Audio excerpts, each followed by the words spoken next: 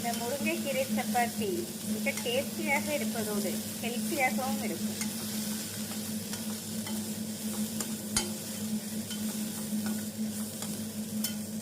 இந்த அளவு வதங்கவும் நாம் அடுப்பை ஸ்விட்ச் ஆஃப் செய்து விடலாம். வெங்காயம் கீரை நன்றாக ஆறவும் சப்பாத்தி மாவுடன் சேர்த்து விடலாம். நாம் கோதுமை மாவுடன் முருங்கைக்கீரையை சேர்த்து பிசைந்து விடலாம்.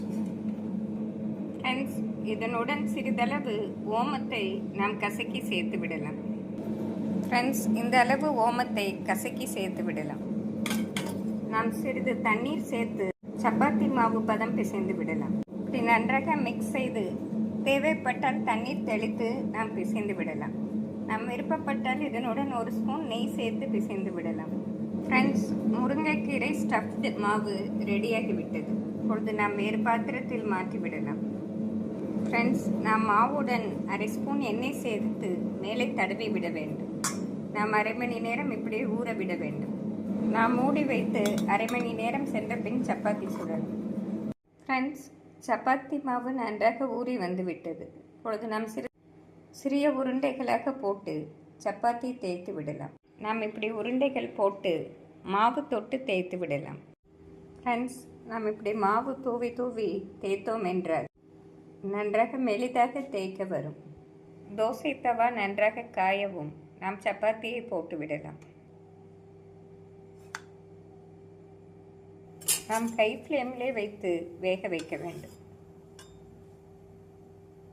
நாம் நன்றாக வெந்து திருப்பி போடவும் எண்ணெய் ஊற்றி விடலாம்.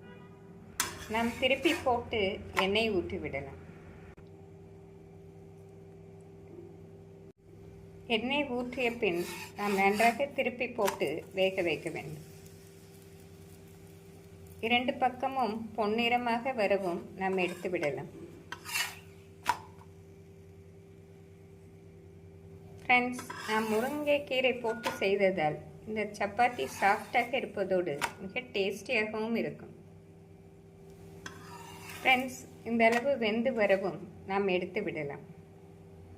நாம் இதே போல் அனைத்து சப்பாத்தியும் சுட்டு எடுத்து விடலாம். ஃப்ரெண்ட்ஸ், இந்த டேஸ்டியான முருங்கைக்கீரை ஸ்டஃப்டு சப்பாத்தி மிக சாஃப்டாக இருப்பதோடு குழந்தைகளுக்கு மிக பிடித்த மாதிரியும் இருக்கும். இதற்கு சைட் டிஷ்ஷாக புதினா சட்னி தயிர் வைத்து சாப்பிட்டாலே அருமையாக இருக்கும். இதனுடன் பூண்டு ஊறுகாய் வைத்து சாப்பிட்டாலும் மிக டேஸ்டியாக இருக்கும். ஃப்ரெண்ட்ஸ், இந்த ஆரோக்கியமான முருங்கைக்கீரை ஸ்டஃப்டு சப்பாத்தி செய்து பார்த்து எப்படி இருக்கிறது என்று கூறுங்கள். Thank you friends.